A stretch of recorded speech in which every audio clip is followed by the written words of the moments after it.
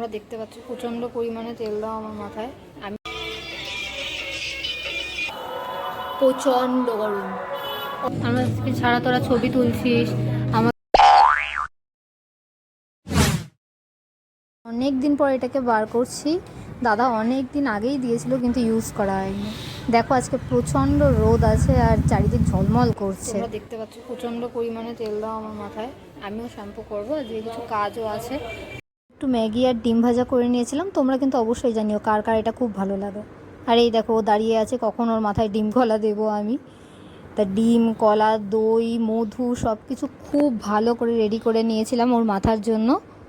তারপর দেখো দুটোর মাথায় দিয়ে দিয়েছি আর ওরা ফোনের মধ্যে এমনভাবে ঢুকে গেছে যেন আমাকে আর দেখতেই পাচ্ছে না।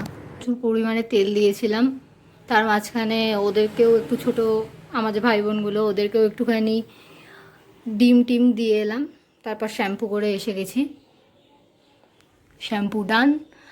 স্নান করে এসে ভালো করে একটু চুলে সিরাম দিয়ে নিচ্ছিলাম। সাধারণত দিই না আমি সিরাম, তবে আজকে একটুখানি স্ট্রেট করতে হতো, চুলের সামনেটা একটা গেট রেডি উইথ মি করতাম, তাই ভালো করে দিয়ে নিচ্ছিলাম। আর ওদিকে দেখো আমার জেঠি আমাকে অবাক হয়ে দেখছিল আর আমি কথা বলছিলাম।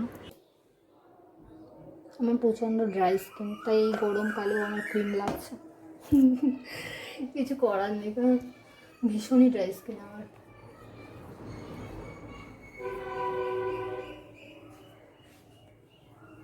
আর ভীষণ সেন্সিটিভও, সব কিছু না দিতে পারি না নিতে পারি।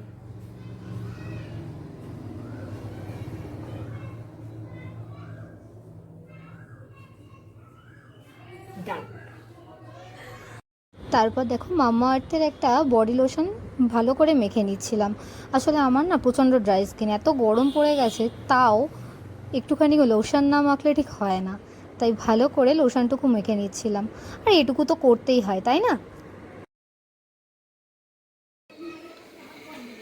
যাই হোক, অলমোস্ট ক্রিম সিরাম ডান।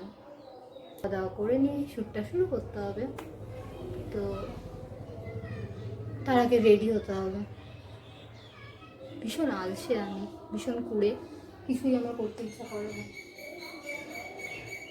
কিন্তু সবই করতে হচ্ছে। কেন এতটা কুড়ে আমি সেটা নিজেও জানি না।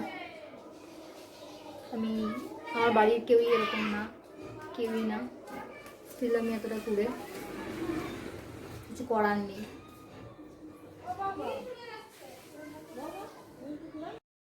আর এই দেখো ও কিন্তু আমার বান্ধবী, আমাকে হেল্প করতে এসে গেছে, কিন্তু ও প্রচণ্ড শাই, তাই একদম মুখ নিচু করেছিল। আর এদিকে আমি শাড়িটা নিয়ে কী করবো বুঝতে পারছিলাম না। তারপর চুলটা স্ট্রেট করে নিচ্ছিলাম, কারণ স্ট্রেট না করলে ঠিক করে হবে না, তাই জন্য ভালো করে স্ট্রেট করে নিচ্ছিলাম। আর ওদিকে সবার সাথে কথা বলছিলাম আর দেখছিলাম ওরা কে কী করছে।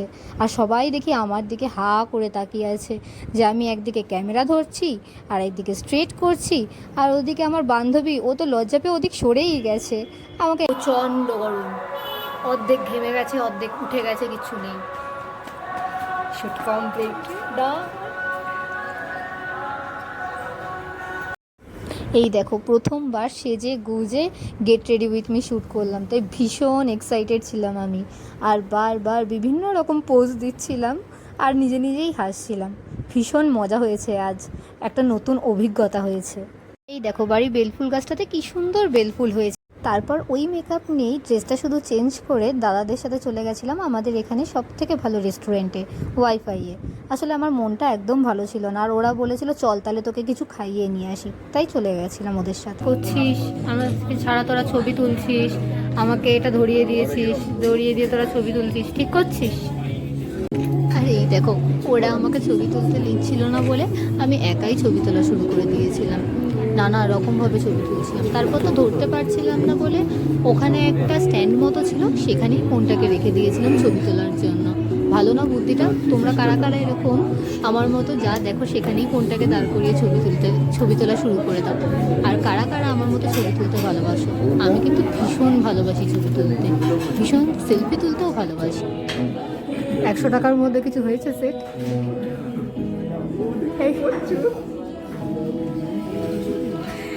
100 টাকার মধ্যে তোরা এই সেট করে হয় কিনা? ওদের সাথে মজা করলেও ওরা কিন্তু এমনি ভালো।